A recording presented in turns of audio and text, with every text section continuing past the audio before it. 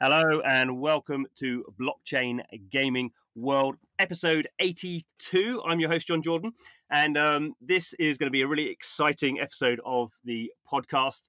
Not something I thought I would be doing at the start of this week. It's come together very quickly, but we are going to be looking at the sale, the auction of one of the most valuable NFTs ever sold. And we're going to be looking at why NFTs are valuable and looking at that whole kind of emerging ecosystem, which we've kind of seen really over the last kind of 2 months really taking off.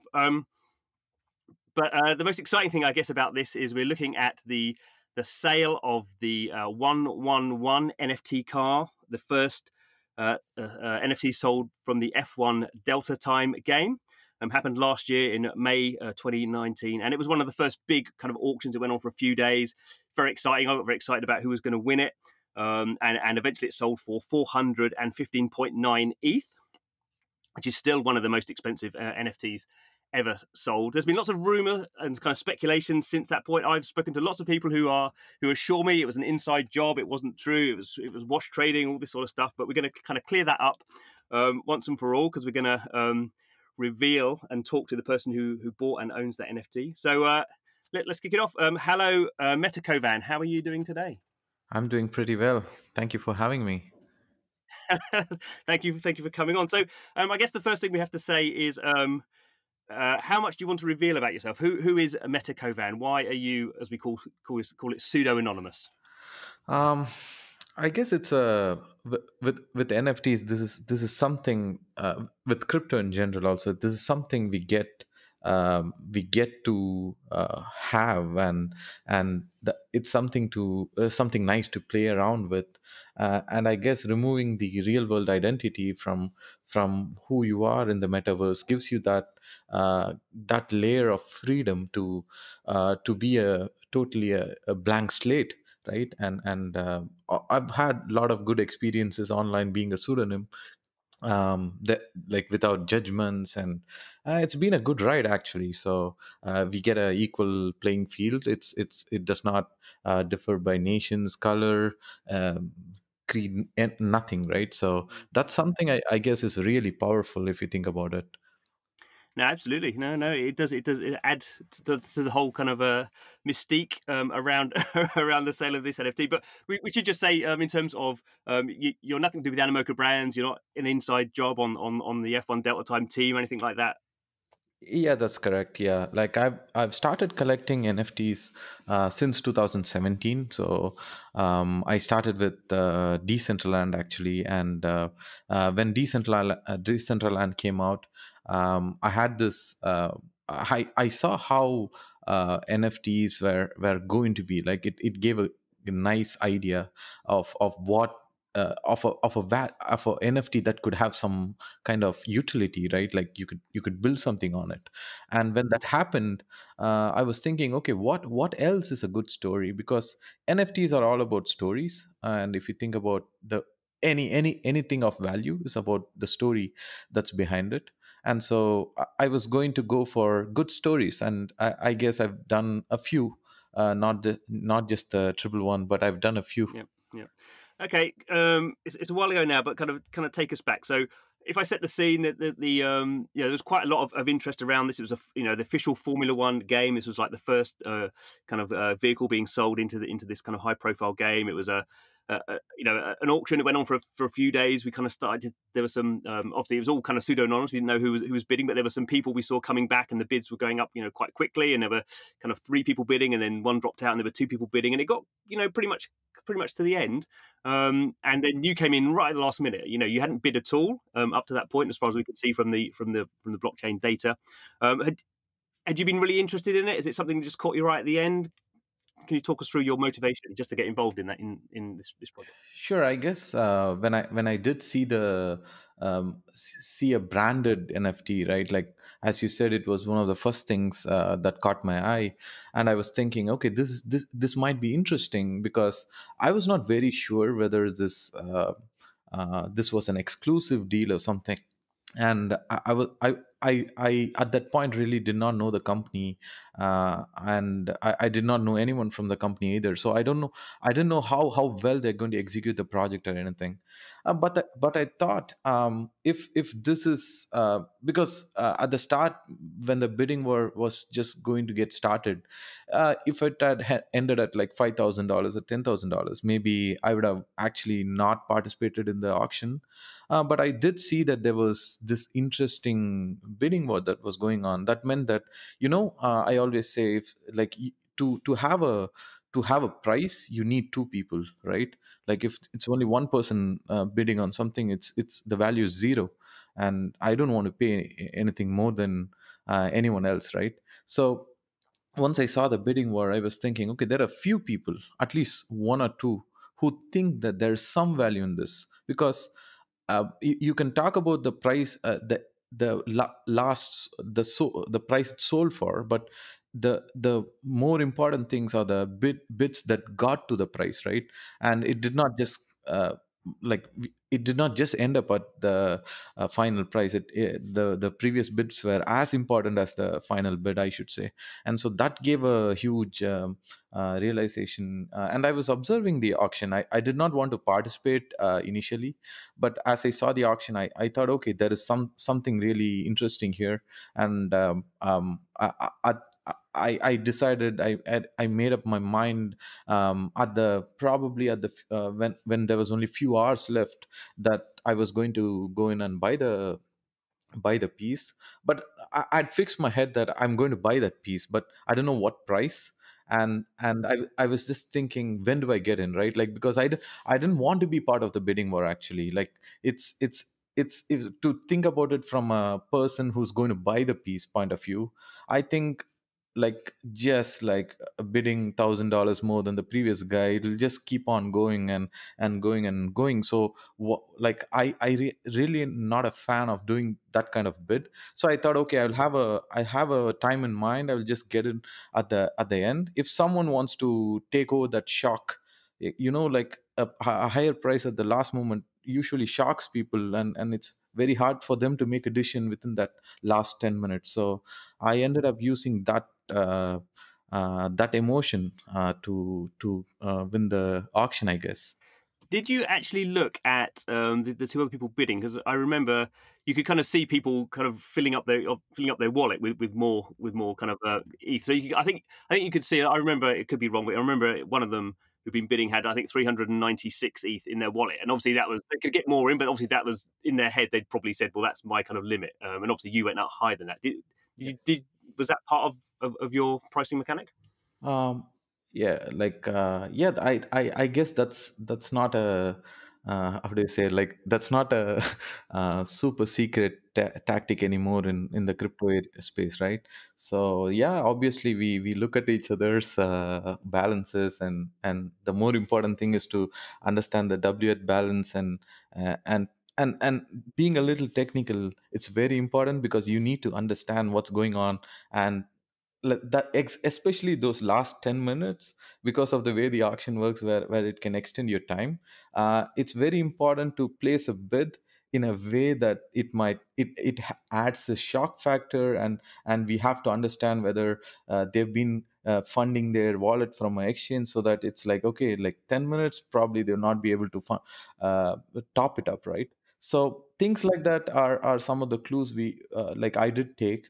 And when I saw I don't remember the exact number, but going from what you just said, I guess there was around 400 Ethereum or 396 Ethereum on the other guy's wallet. So I thought, okay, like, I can do 401, but it'll be interesting to do something that's an odd number, like a number that might throw in more mystery, right? So at that time, I was looking at the price on Coin Market Cap, and so I saw the price of Ethereum, and tried doing 111, and I got a number. So that's the bid I did.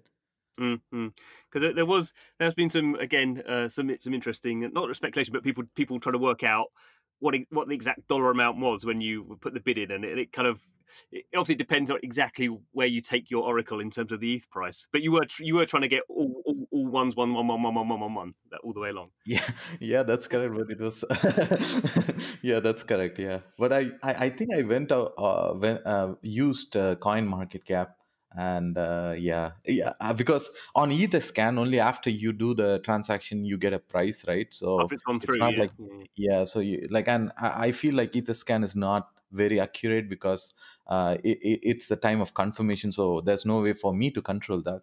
So coin market cap was a better source, frankly, and I thought it'll just be another Easter egg, and I will just and the most interesting part is I never bought any other asset in that address, right? So I just left it like that because I thought, okay, either this game is going to be big or this would be the worst, the the worst purchase in my life, right? Like I'm like, okay, sitting and thinking, man, I could have bought a real car for this, and but it's like that, and that's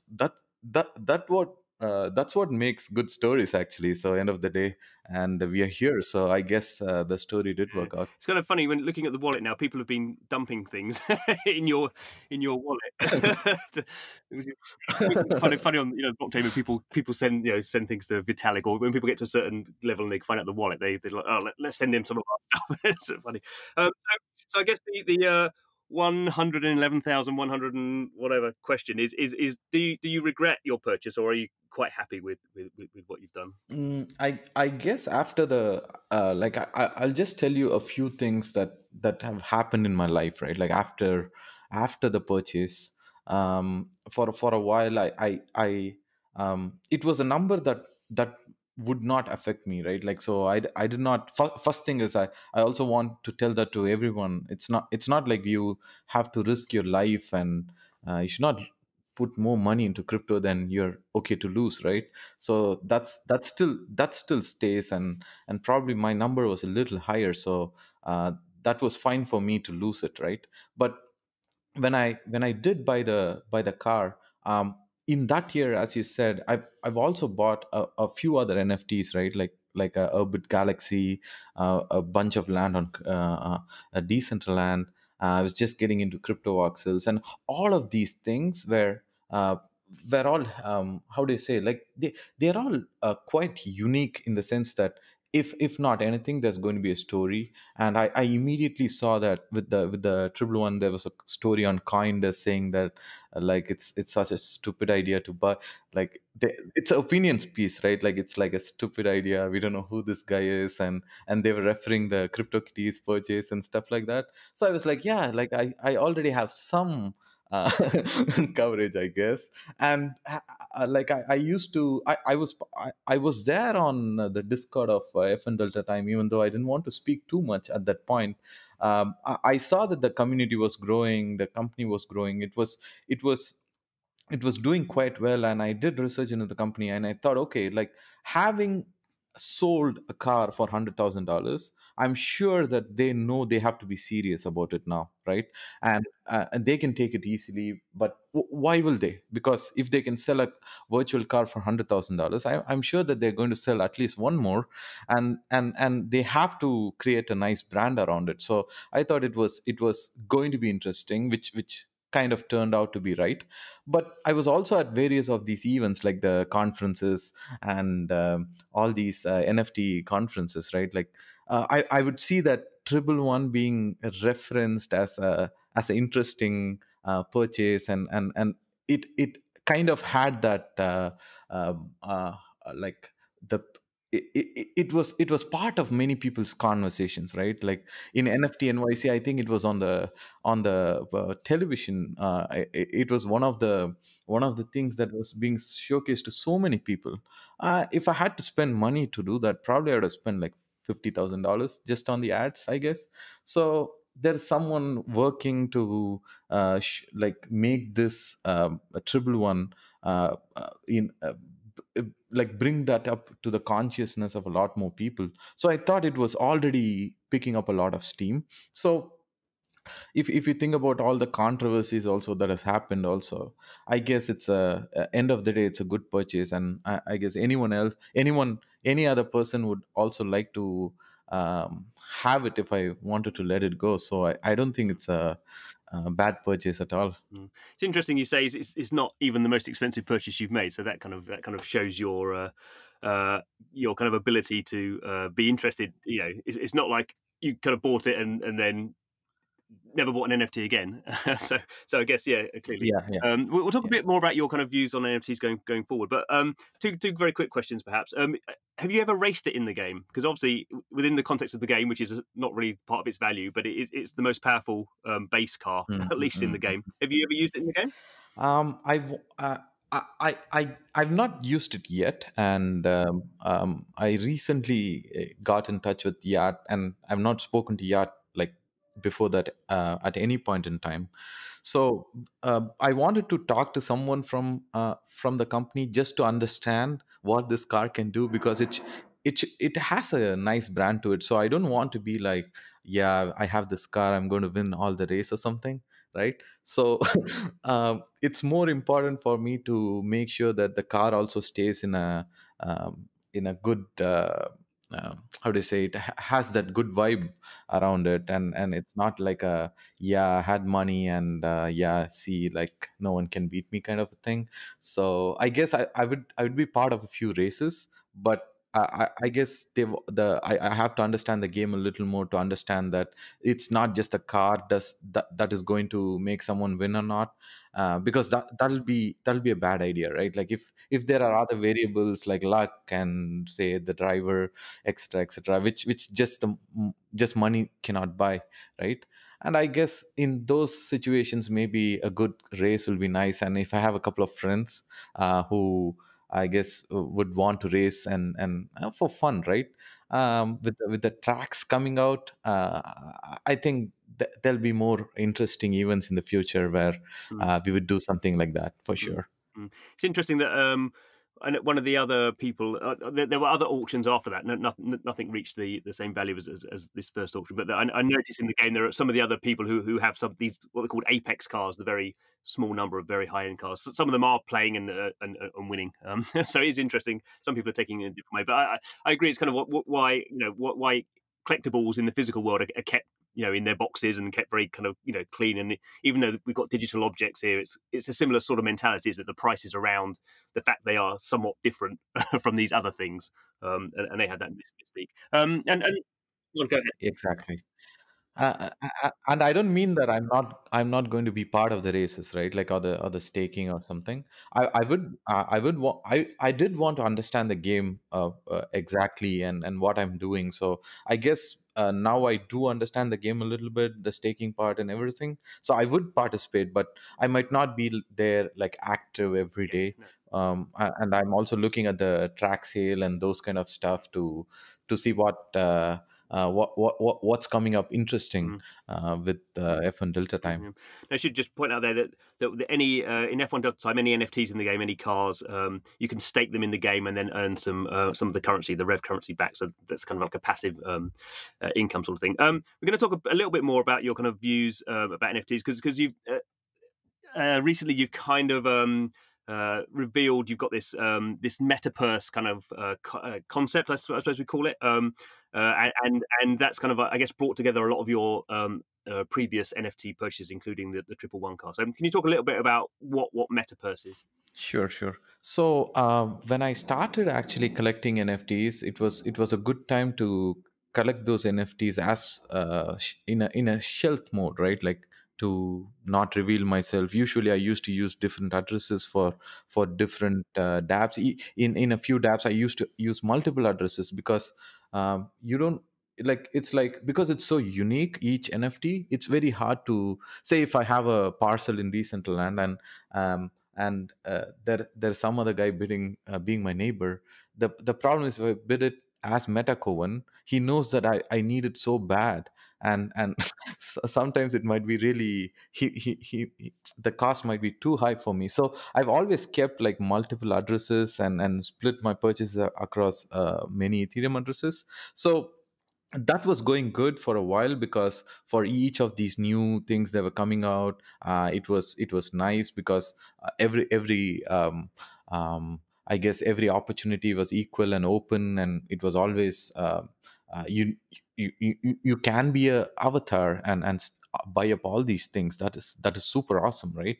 So all this was going on, and if you look at how things have turned out in the last year. I guess even for me, there is so much activity right now happening that for a single guy or one person to understand and work with all these new things that are coming up is very hard.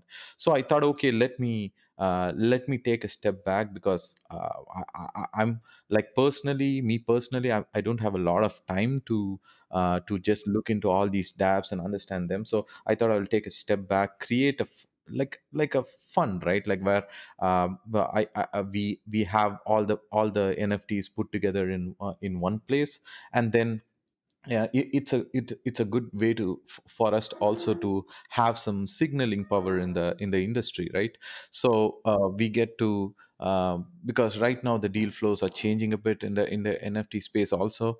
So I've been looking at how I can still stay who like not I can still stay MetaKovan and still have still take advantage of the deal flows that might come through. So I thought, okay, Metaverse was a very interesting way to do that, and we've not actually gone out and bought like tons of NFTs. We are very choosy about what we buy. We go for the stories. So, for example, the Asing Arts First Supper was one of the things which really moved me, because it's the first programmable art, right? And if you take the story of the bidding war around that, it'll be the same story like F1 Delta Time. Uh, like I looked at the guy who was bidding, the other guy who's bidding, and I think I did 10 Ethereum over him. That's it. So that's one story. But if you try to buy like something like First Supper today, it'll be so hard because there are so many collectors now, right? So with Metaverse, I think we are taking a more of a broader view on the whole thing, and we are looking for really unique stories that are being captured as NFTs, and we are trying to support some a few causes also. For example, uh, there is one art on Async now by Mika, which is about the Black Lives Matter movement, and I thought that's something interesting and moved me a lot, because if our Ethereum can turn into some real world action, and it can impact someone's life, I think that's really powerful, right? So that's a good story. That's really a good story. So we are doing that with Metaverse, and that's the whole idea there. Hmm. And do when you talk about this, you talk about the stories, but how does the once you kind of set up as like a, you talk of it as a fund, and you talk about deal flows, which is kind of the talk of the venture capital world. How much does the actual value play into this? Will that be more over time? Will you start to kind of sell things to buy new things? How does that play out? Mm, like at this point, I've been like, for example, with the First Supper, I had this. I've had many offers to buy it outright from me, but I've also had this tokenization, right? Like where they wanted to take the NFT and tokenize into multiple pieces and sell them. What I was wondering was, yeah, it might work for a piece like First Supper, but not even a piece like First Supper, but what I mean is that the NFT is not just uh, something to put in the lock it up in a contract, right? Like it has some functionalities, and we have to figure out that we don't miss them, right? Like for example, if I tokenize the whole triple one, I will not be able to probably play it in a race or something, right? So I guess there are going to be solutions around it where like there'll be a way for us to take the functionality piece separately from the NFT, while probably you can tokenize it or something. So probably I would look into something like maybe tokenize some of the few unique pieces, and maybe have a small portion of it floating as a token or something. But like I'm not in a hurry, right? Like I want to make sure that's not necessarily something that's irreversible, and we like this is a very important piece too. And I would not want to do something that's backed by trust. So I want if I do tokenize one of the NFTs, I want it to be on the smart contract, and I want it to be fully backed by the NFT itself. So I want to see how those things are going to work out technologically. So I'm still waiting on those things. So maybe that would be one of the paths to a bit of liquidity. But for a while, I'm not looking for. I'm still in the mode of accumulating more NFTs. I think the 2021 maybe will still be a year of accumulation. So maybe I'm looking at it in a very long term perspective. So maybe 20 into 22 there'll be a lot more. Lot more deals that go out of us. Right now, I'm just looking for inflows, most of it. Good, excellent. Well, we've covered a lot of stuff there, and we've had you mentioned Yat, the chairman of Animoca Brands, sitting very patiently. So, Yat, do you want to come into the conversation? So, I guess as the chairman of Animoca Brands, what was your kind of attitude when you saw this triple one auction happening? Presumably you were incredibly surprised. Well, I think it was both fascinating, surprising, and then a little bit sort of I would say also shocking in terms of how the community reacted, or some members of the community reacted as well, right? And as MetaKovan pointed out, right, it started to create this framework of a story, and I was just reminded about things become valuable and interesting not because they're nice, but because they're controversial, right? Because only if if you don't have passion for it, for or against, and there's no controversy, right? Then actually it's not it doesn't become interesting anymore, and actually inadvertently or maybe intentionally, as I listened to MetaKovan's sort of amazing foresight in thinking about creating stories, including like the mystery of the untouched wallet and all that stuff, right? It actually proliferated a story that has now, I think, really much entered the NFT zeitgeist, right? It's a you can't really erase the 111 in the history of the formation of that.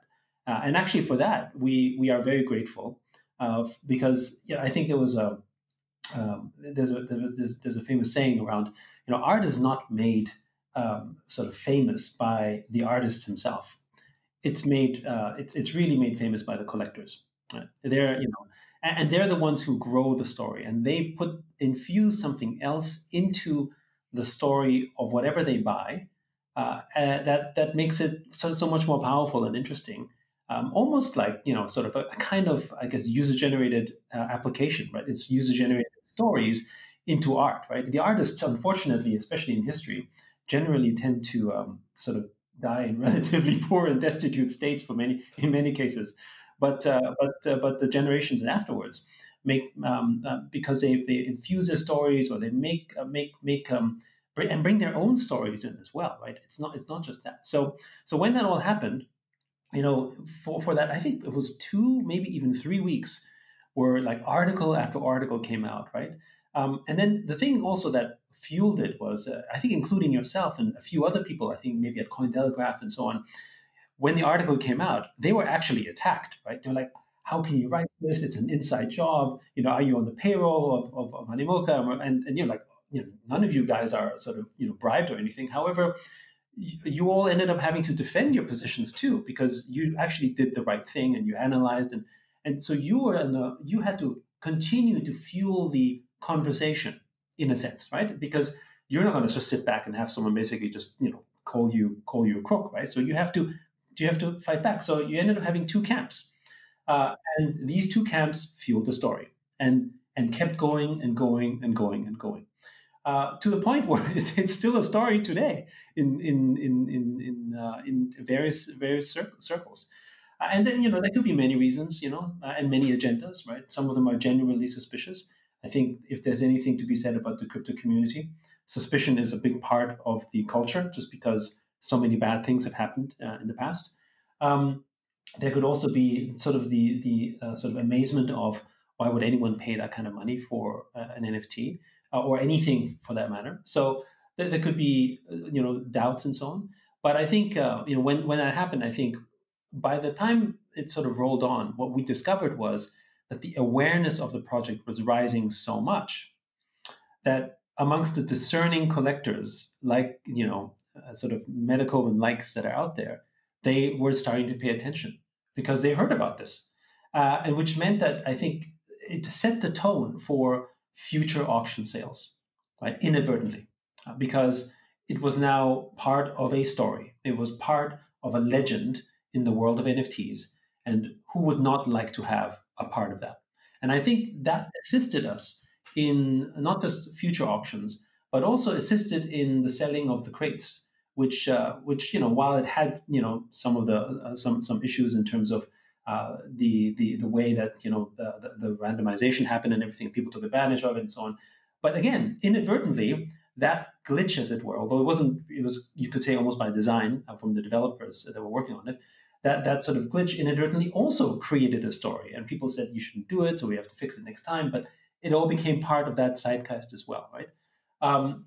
So I think that just sort of set that whole tone of a project that has become one of the NFT, and certainly NFT gaming, sort of, I think, banner projects, even though it wasn't even live yet, right? It's people spoke about it all the time. So yeah, so I think that's the perspective I take here, and again, I'm really grateful. When Token Angels introduced us, he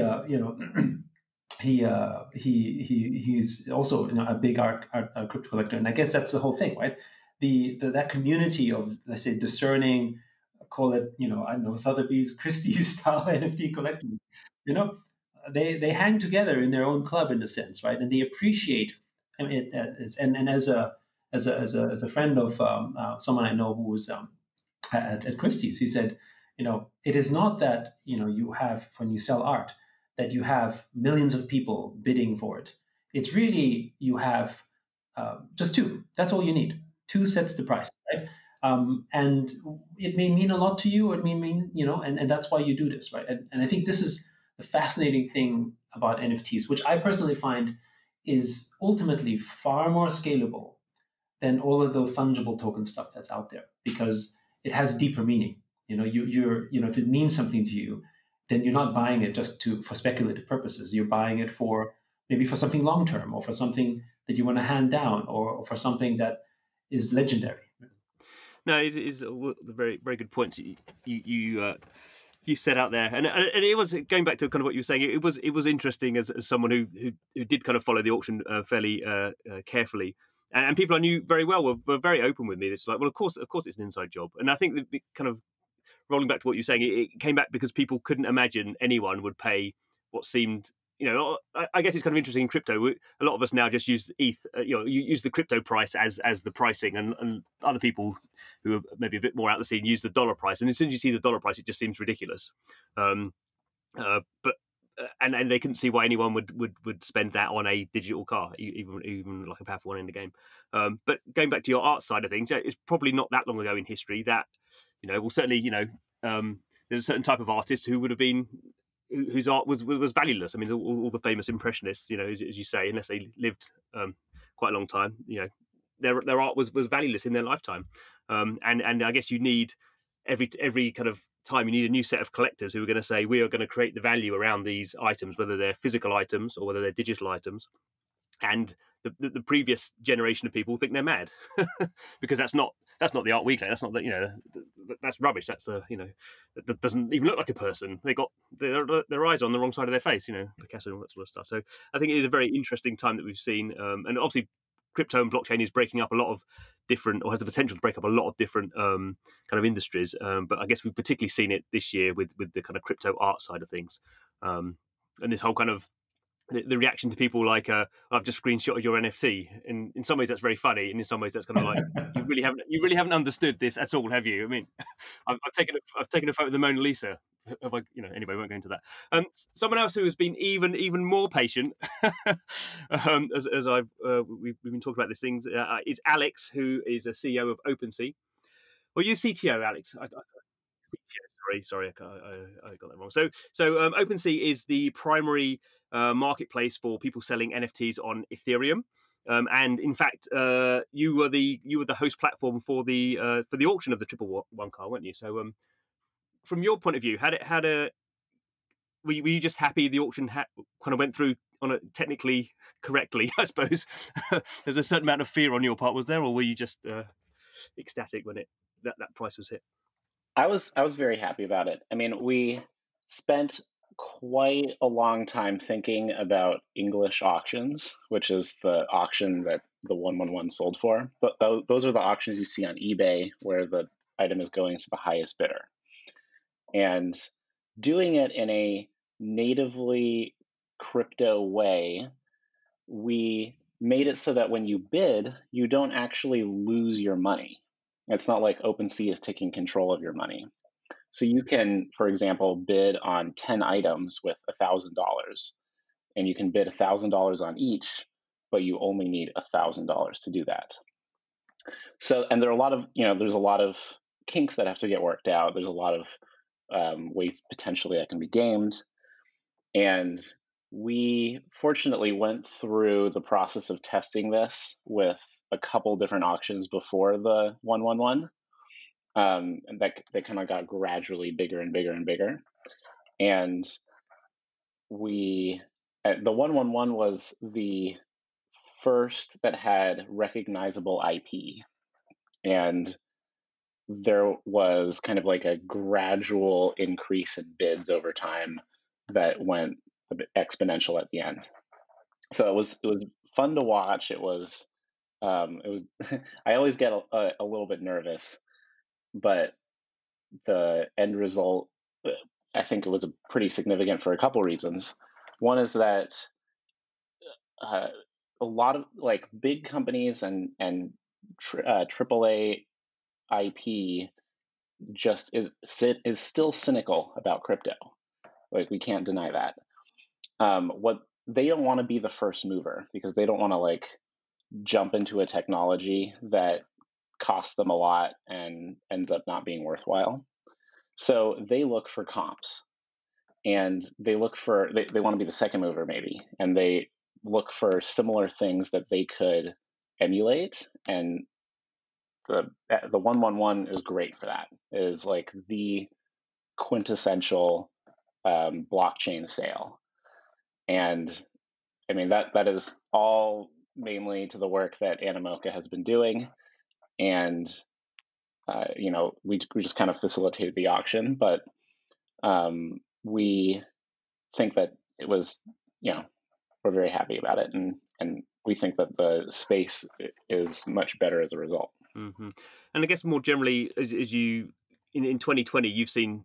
I mean, obviously, you cover a wide range of different kind of subjects from art to URLs and kind of web hosting stuff, and also art, games, that sort of things. But in 2020, you've seen a massive kind of uplift in your activity on your site, haven't you? So yeah, like volume on OpenSea kind of went from 1.2 to 3 million the next month to 5 million the next month, and these past couple months.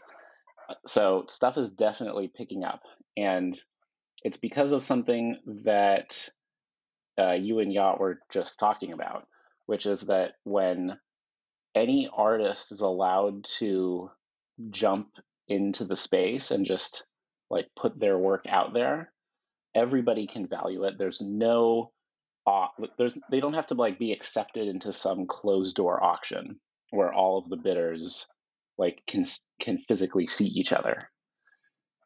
In a world where the bidders can't physically see each other, can't even digitally see each other, there are more chances for everybody.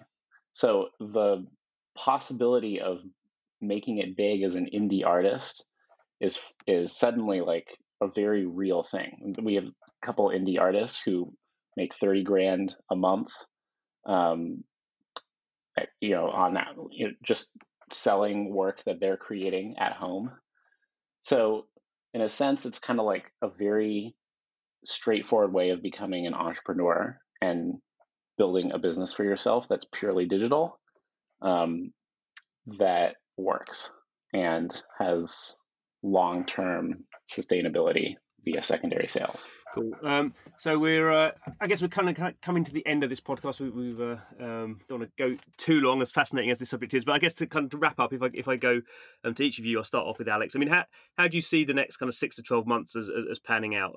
Obviously, we've seen quite a lot of growth around kind of NFTs, and we've seen in 2019 and 2020 we've seen kind of some big signature sales. We're starting to see that kind of more regularly now. Do you think it's going to continue at that same rate, or do you think we're going to have is there going to be that kind of hockey stick growth that all kind of entrepreneurs like to see, and I guess people have been expecting various parts of blockchain to have? Do we think that's going to happen in the next kind of 6 to 12 months? What do you think, Alex? Do you want to lead us on that? Sure.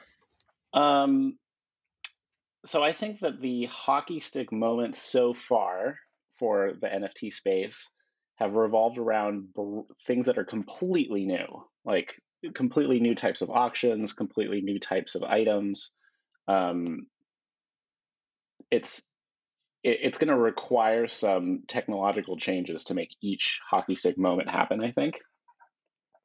There are some like interesting artists like Beeple, for example, coming into, who's got quite a big Instagram following, that are getting interested in NFTs. But I think like the big hockey stick moments will involve changes in like they're going to involve some significant blockchain change. Like we've seen a lot of activity recently around DeFi tokens that tie into NFTs, where you like get an NFT for providing liquidity for some ERC20 token.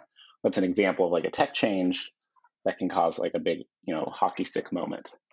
But I sort of view the timeline as like a series of hockey stick moments rather than like, oh, now it's just exponential from here on out. Cool. Sounds good. Yeah. What's your view on this as someone who's kind of running multiple projects in the game space in particular?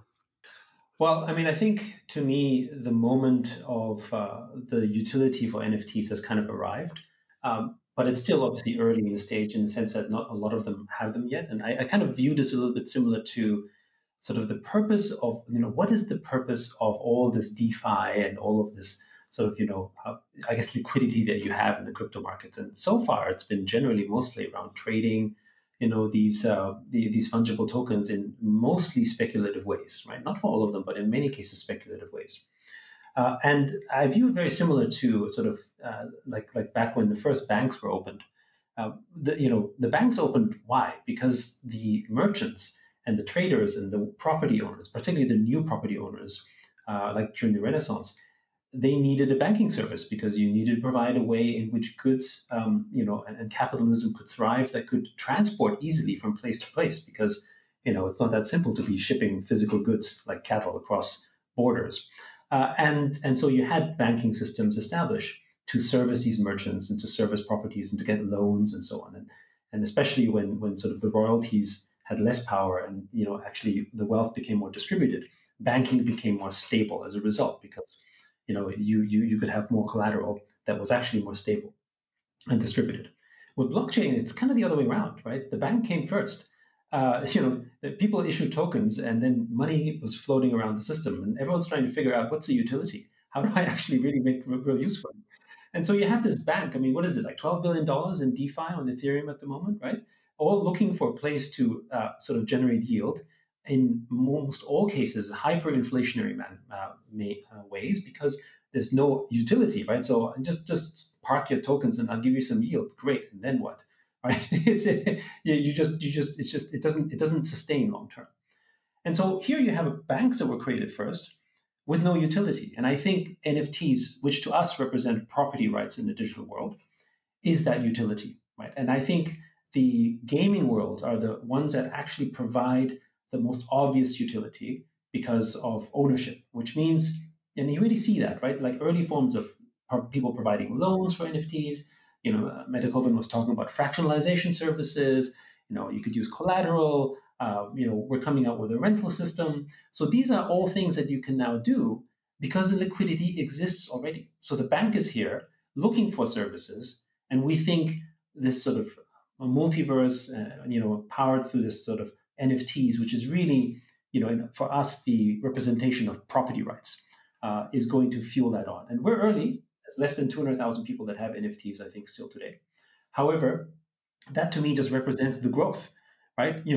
Can we imagine going from 200,000 sort of digital property rights owners to 1 million or 2 million? I think very easily, right? Even if we don't bring in, the 2.5 billion gamers that are out there, just taking the existing market and growing it, 10x, which is only 2 million people, is not crazy to think at all. But we can imagine just how big that space becomes just with 2 million property owners. Because that's actually, if you have 2 million property owners in a city or in a small country, that's massive already, right? And that's where we think it's going to go. And I think that moment will happen in the next 18 months, because the content that supports NFTs with the quality that's needed, whether this is us or with Sandbox or the folks at Axie or whichever, when they're coming out with this content and the utility is there for real use cases for property rights, I think it's really going to just it's going to explode the metaverse, and we're going to see much more happening.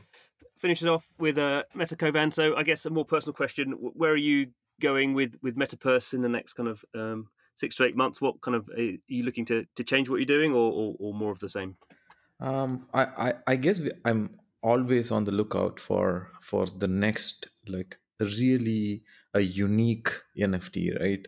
And I've in the last few months I felt like, yeah, like I really like crypto art because it's like a nice way, a nice method of wealth transfer, if you think about it, and it's a nice way for someone with a skill to be able to earn Ethereum, and still the person who's buying the product is not losing a lot of value too. So that's very interesting. But I'm really looking out for something that's more unique. I feel like there is a lot of innovation going on, but there's not been a triple one.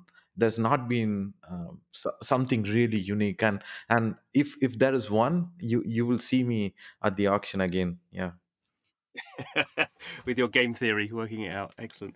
Well, that's a brilliant way to finish. Thank. Jon, just don't mean to interrupt your closing, but I do want to point out that today is the 11th of November, just to add to the story. More story in there. Absolutely good. Thank you for that, Yat. So yeah, just to say thank you to Yat, the chairman of Animoca Brands, Alex, the CTO of OpenSea, and MetaKovan, the owner of the 111 car. Thanks for listening to the podcast. Every week we are delving into the world of blockchain games. And interviewing the people who are making this what I find an incredibly interesting and innovative sector. Please subscribe if you haven't subscribed already. We're available through all your usual podcast channels. But thanks for listening, and hope to see you again soon.